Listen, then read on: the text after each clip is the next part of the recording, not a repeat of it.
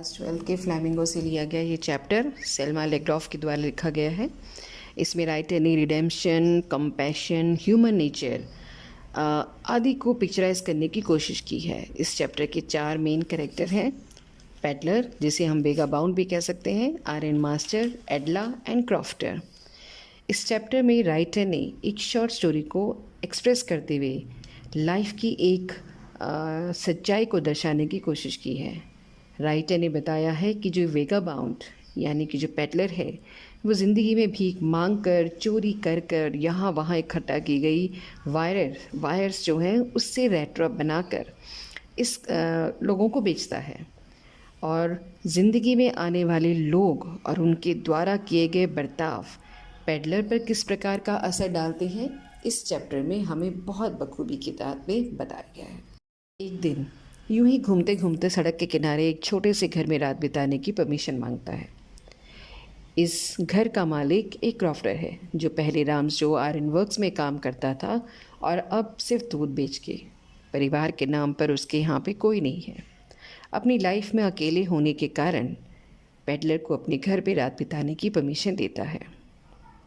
और इतना ही नहीं, साथ में वो उसे शाम का खाना, स्मोक और कार्ड खेलने का भी ऑफ़र करता है। रात बीत जाने पर वो अपने 30 क्रॉनर्स को गिनकर अपने पाउच में रख कर और खिड़की के पास टांग देता है। लेकिन अगली सुबह जब दोनों अपने अपने कामों के लिए उस घर से बाहर निकलते हैं तो पेडलर की नीयत उसे खिड़की के पास दोबारा लेके आती है। वो खिड़की से हाथ डालकर 30 क्रॉनर्स चुरा लेता है। अब चुराने के बाद वो आम रास्ते को छोड़कर जंगल की तरफ निकल जाता है। काफ़ी देर तक चलने के बाद जब उसे रास्ता नहीं मिलता तो उसे एहसास होता है कि वो एक रैट ट्रैप में खुद ही फंस गया। काफ़ी हताश होने के बाद थंपिंग की आवाज़ से उसे एहसास होता है कि पास ही में कहीं पर कोई आयरन वर्क है। वहाँ पहुंचकर रात बिताने की सोचकर परमिशन मांगकर फर्नेस के पास जाके सो जाता है।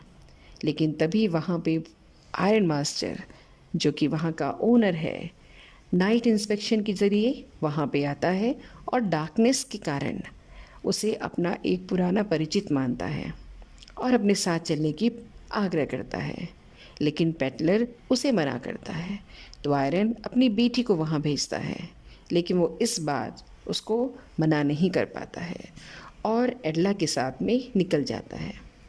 एडला का पहला इंटरेक्शन, यानी जब वो पहली बार पेडलर को देखती है तो उसे एहसास होता है कि ये उसके फादर का दोस्त तो नहीं लग रहा, क्योंकि उसे वह एक जेल से भागा हुआ प्रिजनर ज़्यादा नज़र आता है।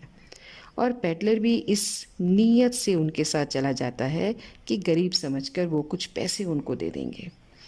जब घर जाकर आयरन मास्टर अपने सर्वेंट के साथ उसे नहलाने और नए कपड़े पहनने के लिए कहते हैं तो उसे बाद में देखकर उन्हें एहसास होता है कि ये वो बंदा नहीं है जिसके लिए उन्होंने उसे अपने घर पे लेके आया।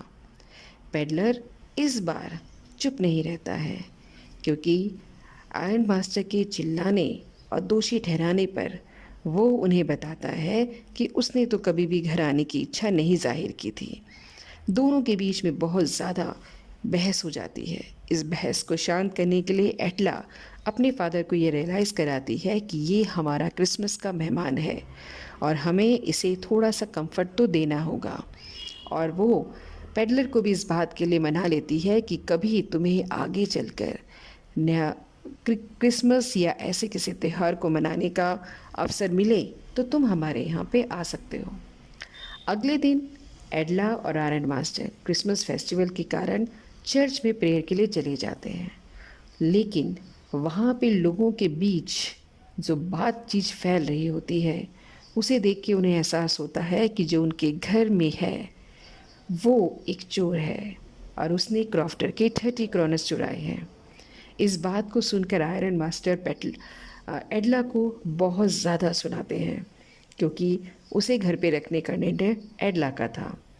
लेकिन जब वो घर पहुंचते हैं तो ये जानकर उन्हें हैरत होती है कि पेडलर कुछ चुरा कर नहीं बल्कि छोटे से रैट ट्रैप में 30 क्रॉनर्स दे के गया है।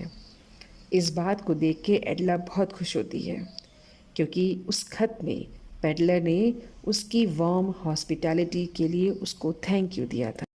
So Adela was happy to see that gift and felt her trust in the peddler had not been betrayed. Her goodness had paid off and the peddler was transformed. Thank you.